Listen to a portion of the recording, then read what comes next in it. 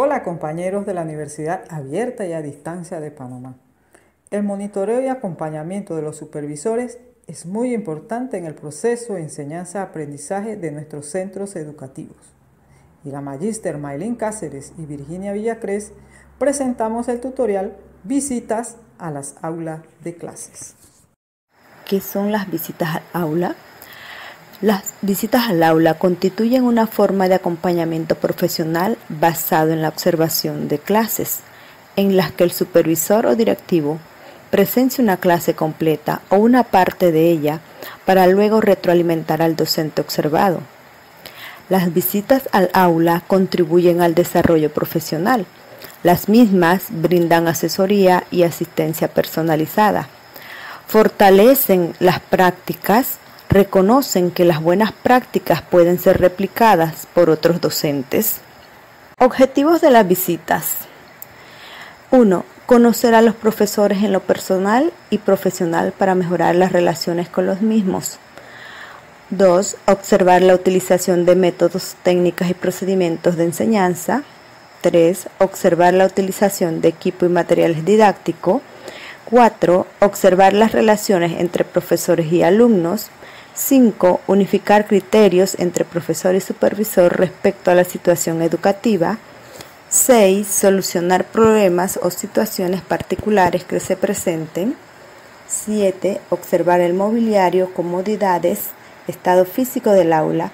Y 8. Mejorar su labor como supervisor. Como eje vertebral de toda supervisión. Consideradas así porque son el procedimiento o técnica más utilizada por los supervisores en todos los tiempos y considerada por muchos como uno de los más importantes en la actualidad. Es un trabajo metodológico que realizan los supervisores de diferentes niveles, directores de escuela y otros funcionarios para constatar en la práctica el cumplimiento de acciones que realiza el docente para evaluar la eficiencia pedagógica. Su importancia radica en que mediante las visitas el supervisor se pone en contacto directo con los docentes, los alumnos, la situación de la escuela y así son mayores las posibilidades de brindar ayuda técnica y personal a los maestros y alumnos y así remediar dificultades encontradas. Ahora veamos los aspectos a considerar para realizar visitas al aula.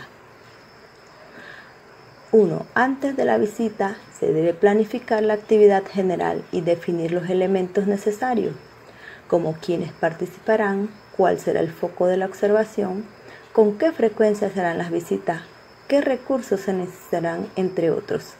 En este proceso el equipo directivo debe trabajar en conjunto con las y los docentes enfatizando que las visitas al aula tienen un carácter formativo cuyo fin no es juzgar el desempeño docente, sino que busca formas de aprender y mejorar a partir de la reflexión sobre la propia práctica.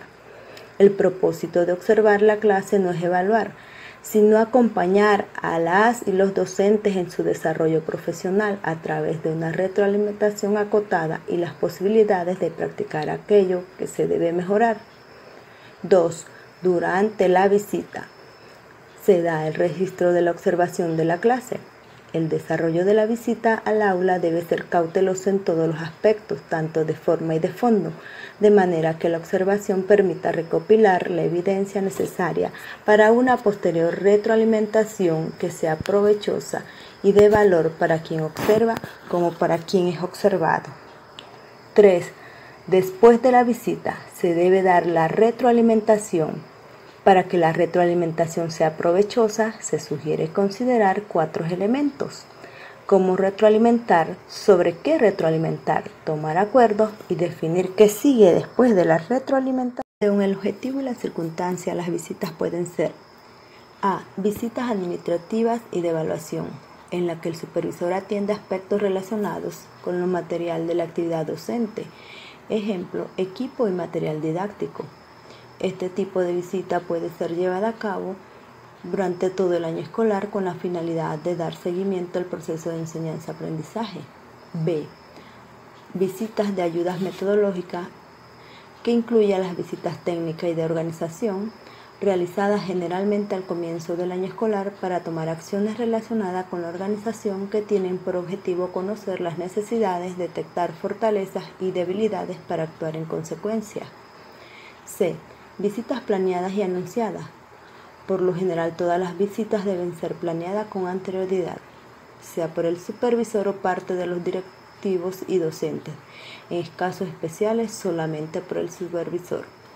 Las visitas planeadas presentan gran ventaja sobre las otras clases de visita, porque el supervisor informa previamente su visita cuando desea poner en marcha algún tipo de proyecto. Las visitas se realizan después de haber sido planeadas por el supervisor y anunciadas oportunamente a los docentes. Tienen la ventaja de ofrecer una oportunidad a los docentes supervisados y al supervisor para prepararse convenientemente, pero pueden presentar el inconveniente de que el clima sea artificial o ficticio o no se refleje la realidad del verdadero trabajo del docente, pues muchos de ellos solo prepararían sus clases con esmero y dedicación para esa visita, lo que no hacen todos los días. D. Visitas solicitadas por los docentes son las más deseables.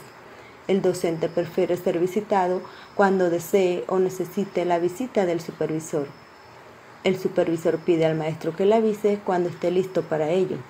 Si la visita es solicitada por el supervisor, aquí el educador indica el día y la hora que se lleve a cabo la visita que es de interés para él. E. Visitas ocasionales o casuales.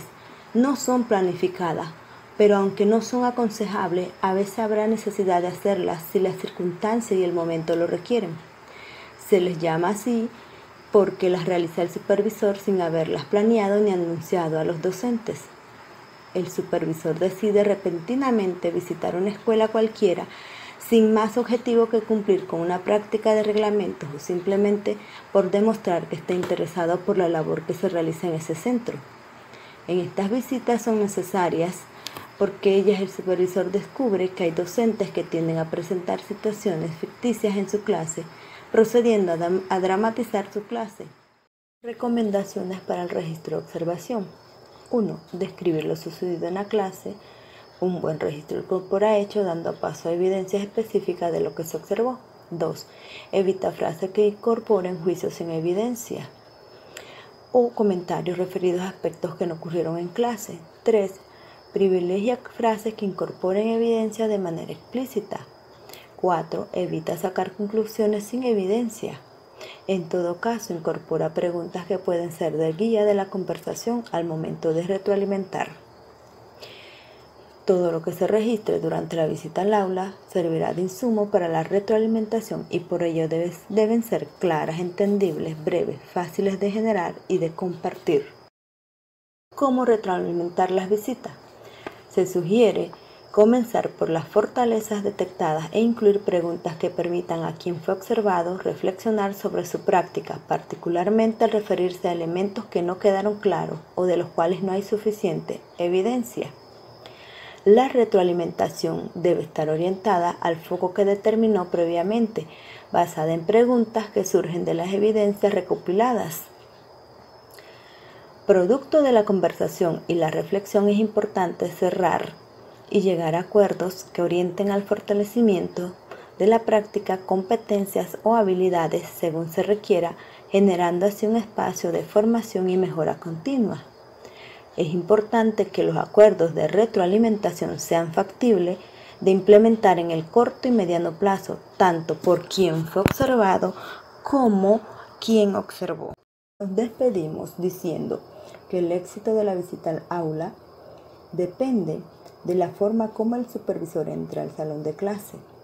El supervisor debe entrar al salón de clase con cortesía, procurando sentarse en un lugar donde no llame la atención de los alumnos. Durante el transcurso de la actividad, el supervisor debe abstenerse de hacer comentarios, salvo que el profesor o algunos de los alumnos se lo soliciten. Al salir de la clase, debe procurar dejar una impresión favorable respecto a la actividad concluida.